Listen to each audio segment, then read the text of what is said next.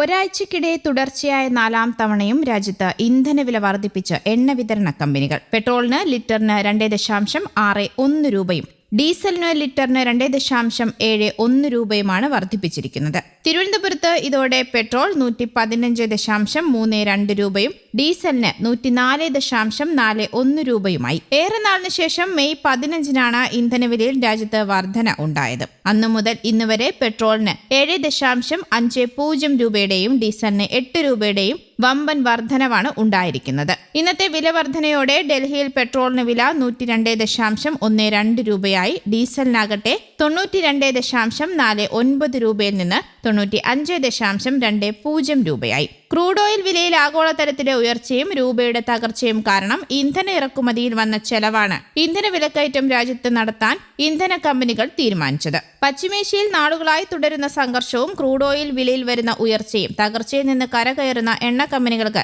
അധിക സമ്മർദ്ദം ചെലുത്തുന്നതായി ONGCയും ഭാരത് പെട്രോളിയവും അടക്കം ദേശീയ എണ്ണ കമ്പനികളും വ്യക്തമാക്കിയിരുന്നു.